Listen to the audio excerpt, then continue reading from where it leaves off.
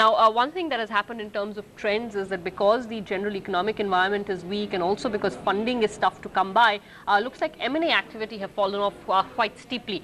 Grant Thornton puts down their M&A tracker, and this is showing for the quarter of Jan to March a 75% fall in actual value of M&A, although there is a trick behind that data point. We spoke to Harish HV, who is a partner at Grant Thornton, a little while earlier from Bangalore, and I asked him whether that 75% drop is what it is, or is there something behind that particular number?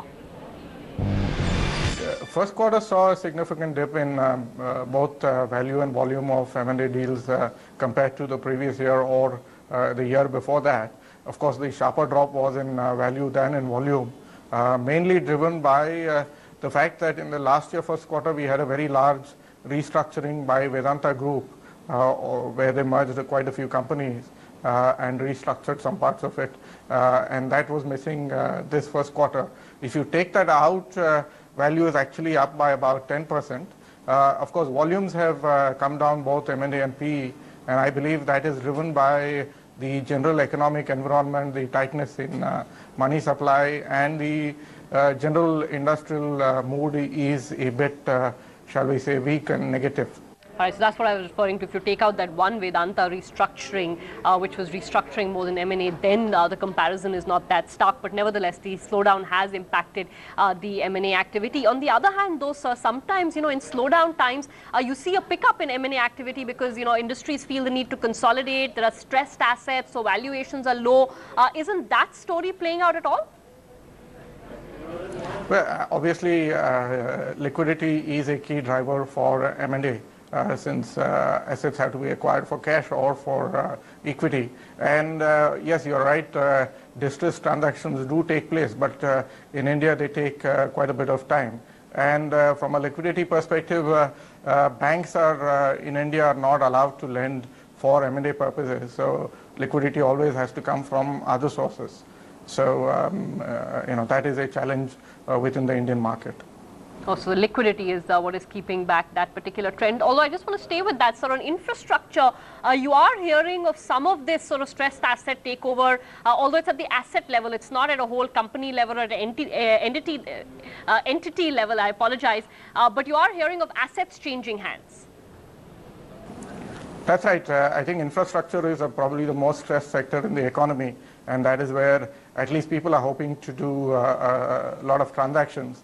And a lot of the large infrastructure companies are planning to do what they call asset-light strategies to reduce the debt on their books. Some of the large groups have significant debt, and they are looking to do some sort of restructuring around that. And some of that we might see during later part of the year. Okay, just coming back to the broader picture, in terms of sectors where there has been some M&A activity to speak of, which ones are those? Yeah, the key sector where we're seeing a lot of transactions is clearly the pharma and healthcare sector, where we are seeing big transactions. The largest this quarter was the Mylan transaction with the Strides Agila injectables unit. So that is a very active sector, and we see much more activity going forward. We also expect to see significant uptick in the outbound transactions based on what we're seeing in terms of companies looking overseas, particularly in the IT sector. We are aware that a lot of companies are discussing a number of transactions in different parts of the world, and some of these could lead to fruition, and that may get announced over the next quarter or two. Okay, that's interesting. Actually, let me just take that a bit further. So if you're looking at the outbound M&A versus inbound M&A, comparisons, what are we seeing there? A lot of Indian leaders, have been saying that if the Indian economy doesn't pick up, if things don't shape up here, then we're actually going to put our cash to use outside our borders. So the outbound activity, do you think is going to be stronger? Yeah, I think I mentioned that we should expect a significant uptick in outbound.